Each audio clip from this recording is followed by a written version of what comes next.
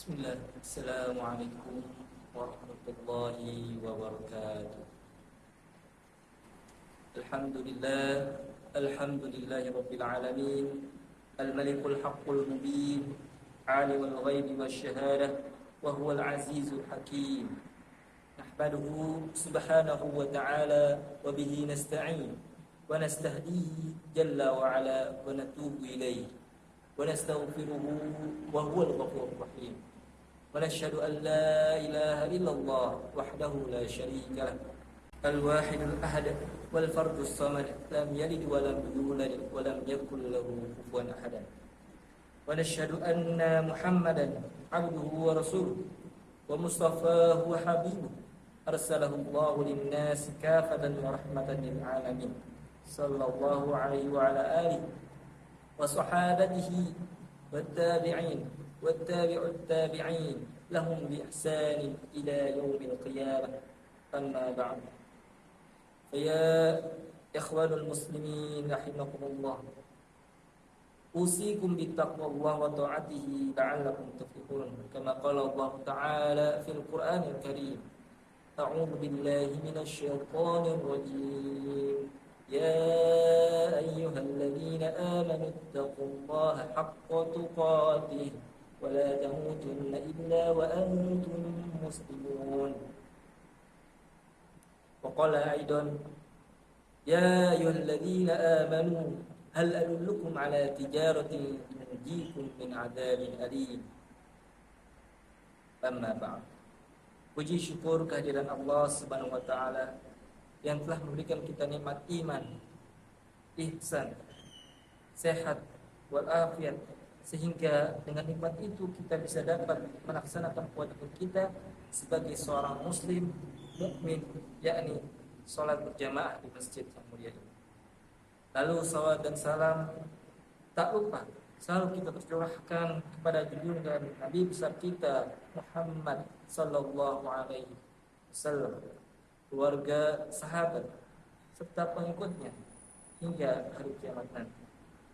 Berdirinya khatib di sini bukan lain dan bukan pidato, melainkan ingin memberikan wasiat takwa untuk selalu bertakwa, untuk selalu senantiasa meningkatkan iman dan takwa.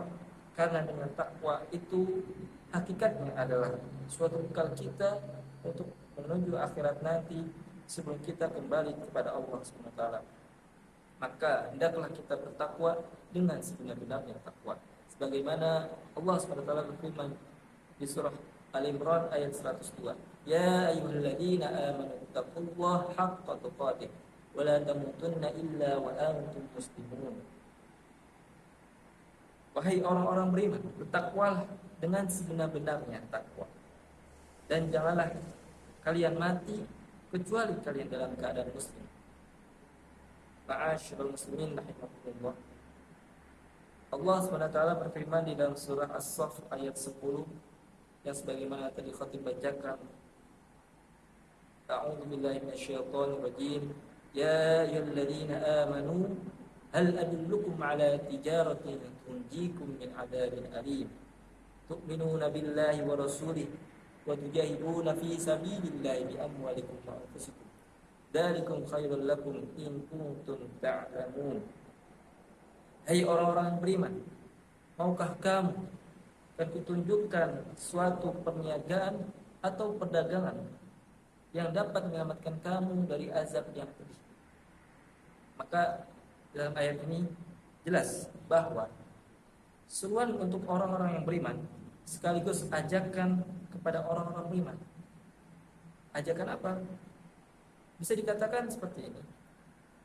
Hei kamu, orang-orang beriman, maukah kamu akan kutunjukkan suatu perniagaan atau perdagangan yang dengan perniagaan itu dapat menyelamatkan kamu dari azab yang pedih?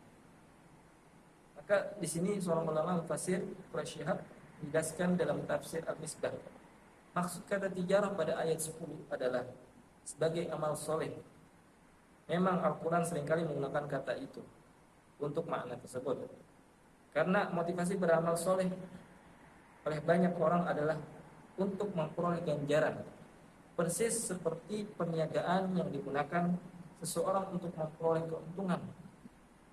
Begitu dengan kata tunjikum pada ayat 10 diterjemahkan dalam fasir dengan menyelamatkan, yakni menyelamatkan atau membebaskan dari sesuatu. Yang dengan kata itu juga terbentuk kata najwa yang berarti tempat yang tinggi yang dapat memberi keselamatan.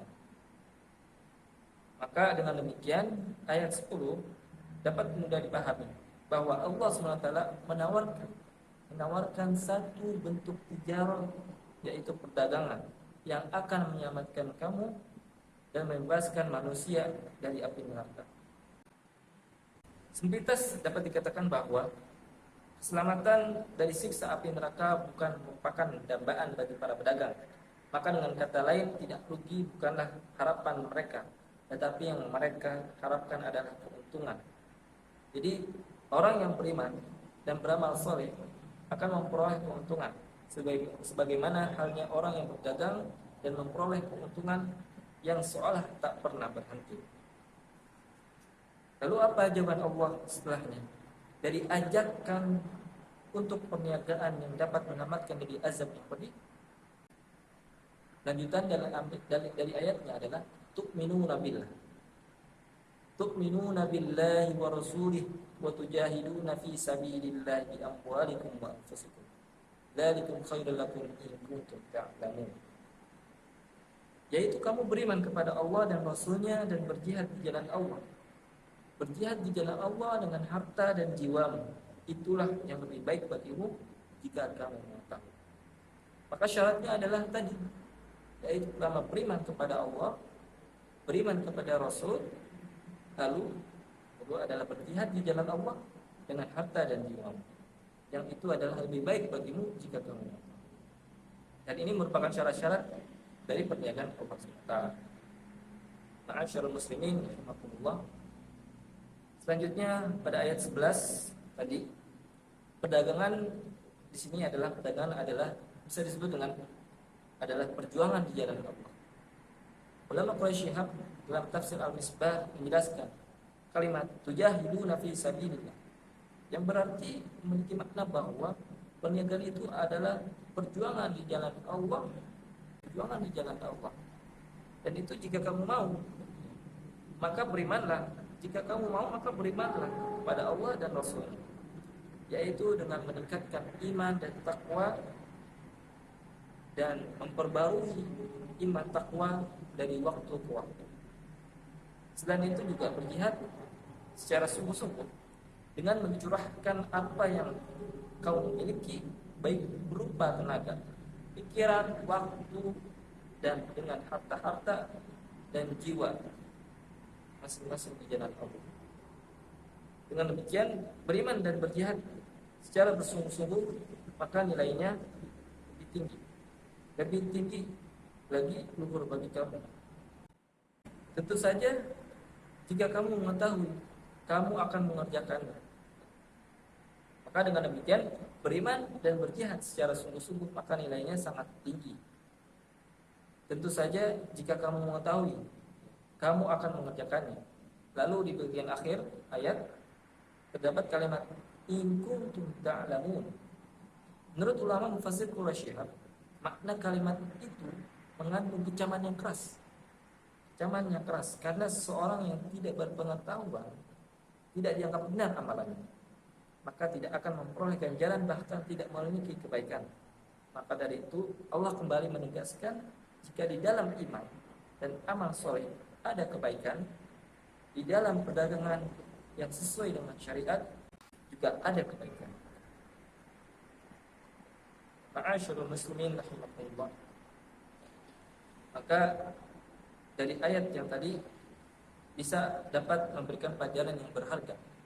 Setidaknya di sini ada 3 poin yang dapat kita ambil, yakni 3 nilai perdagangan Quran. Pertama, seorang pedagang ketika menjalankan dengannya, sejatinya ia tetap dalam bingkai keamanan, dalam bingkai keimanan dan ketakwaan kepada Allah SWT. Lalu yang kedua, sebagai pedagang termasuk dari amal soleh jika ia mampu melayani penjual dengan baik, yaitu dengan ramah, berakhlak karimah, lalu memberikan produk yang baik, yang terbaik, dan menghindari dari perbuatan seperti gharar dan batil. Maka dengan lain pendek kata, pedagang itu sendiri menjadi ladang aman setiap pedagang. Lalu yang ketiga, perdagangan sungguhnya adalah bagian jihad. Setidaknya seorang pedagang berjihad untuk menghidupi keluarganya. Lebih-lebih dari perdagangannya, ia juga menghidupkan anak-anak yatim. Ya, lewat perdagangan juga bisa jadi ia menjadi donatur bagi lembaga pendidikan dan lain-lain sebagainya. Jadi semua itu adalah bagian dari jihad. Maka keuntungan pedagang atau jual beli memiliki dimensi yang sangat luas. Dari sekedar meraih keuntungan harta memang penting, tapi tidak sepatutnya harta kita jadikan acuan dalam setiap melakukan kebaikan. Manusia bisa saja terkena siksa api neraka karena hartanya, begitu juga sebaliknya. Oleh karena itu, jihad bukanlah soal perang saja. Jihad bukanlah soal perang saja, tapi jihad juga ada pada pedagang. Yang berdagang jika dilakukan secara sungguh-sungguh sesuai syariat, tidak lain adalah bagian dari jihad itu sendiri. Ma'asyiral muslimin rahimakumullah. Kemudian selanjutnya Allah balaskan dari perniagaan dagangan yang dilanjutkan dengan ayat 12 surat As-Saff. Yaghfir lakum dzunubakum wa yudkhilkum jannatin tajri min tahtihal anhar wa masakin thayyibatan fi jannati 'adn. Dzalikal fawzul 'adzim. Ya, artinya niscaya Allah akan mengampuni dosa-dosamu dan memasukkan kamu ke dalam jannah yang mengalir di bawahnya sungai-sungai, dan memasukkan kamu ke tempat tinggal yang baik di dalam jannah Adn. Itulah keberuntungan yang besar. Maka dilanjutkan dengan ayat 13, wa ukhra tuhibbunaha nasrun minallahi wa fathun qarib wa basyiril mu'minin. Dan ada lagi karunia yang lain yang kamu sukai, yaitu pertolongan dari Allah dan kemenangan yang dekat waktunya. Maka sampaikanlah berita gembira kepada orang-orang. Maka dari ayat ini jelas bahwasanya dari ayat yang sebelumnya dari surat As-Saff, yaitu tentang perniagaan dengan Allah Subhanahu wa taala, maka balasannya adalah pertama, mendapatkan ampunan dosa-dosa. Allah mengampuni dosa-dosamu, lalu memasukkan kamu ke dalam jannah, surga yang mengalir di bawahnya sungai-sungai, dan memasukkan kamu ke tempat tinggal yang baik, dan itu tempat tinggal yang baik adalah surga Adn. Dan itulah keuntungan yang besar. Lalu selain itu apa? Wa ukhra tuhibbunaha. Dan ada lagi karunia yang lain yang kamu sukai, yaitu pertolongan dari Allah. Pertolongan dari Allah dan kemenangan yang dekat waktunya. Dalam tafsir Al-Islam menerangkan, dan ada yang lain, sebentar lagi kamu akan mendapatkan kemenangan, mendapatkan keterbukaan. Dan ini maknanya bermacam-macam. Fathu itu seperti kemenangan menguasai satu kota, dinamakan Fathu Mekah. Fathu Mekah, Rasul masuk ke kota Mekah, menguasai. Juga ada lagi diartikan membuka pikiran atau menganugerahkan ilmu. Ada lagi fathu menganugerahkan aneka rezeki yang Anda kendaki, itu semua fathu. Allah menjadikan ada kemenangan yang dekat yang kalian akan capai. Dan juga fathu ada keterbukaan hati, keterbukaan pikiran, keterbukaan dan lain-lain sebagainya. Dan itu hasil daripada dagangan Allah. Wa basyiril mu'minin, maka berikanlah kabar gembira kepada orang-orang mukmin. Barakallahu li wa lakum fil Qur'anil 'azim wa na'afani wa iyyakum bima fihi minal ayati wa dzikril hakim wa taqabbalallahu minna wa minkum tilawatahu innahu was-sami'ul 'alim fastaghfiruhu innahu huwal ghafurur rahim.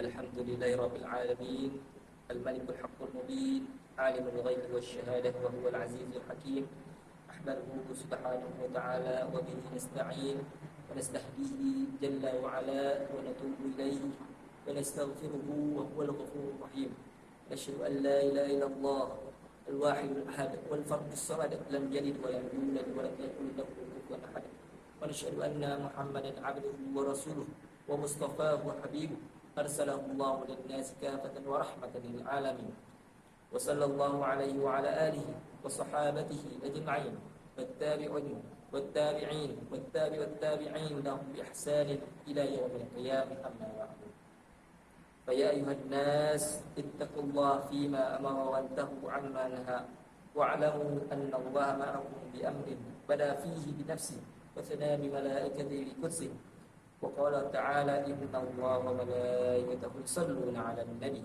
يا أيها الذين آمنوا صلوا عليه وسلموا تسليما اللهم صل على سيدنا محمد صلى الله عليه وسلم وعلى آل سيدنا محمد وعلى أنبيائك ورسلك وملائكة المقربين وارض اللهم عن الخلفاء الراشدين أبي بكر وعثمان وعلي وعن بقية الصحابة والتابعين والتابعين لهم بإحسان إلى يوم الدين وارض عنا معهم برحمتك يا أرحم الراحمين اللهم اغفر للمؤمنين والمؤمنات والمسلمين والمسلمات الأحياء منهم والأموات اللهم أعز الإسلام والمسلمين وذل الشرك والمشركين وانصر من نصر الدين واخذل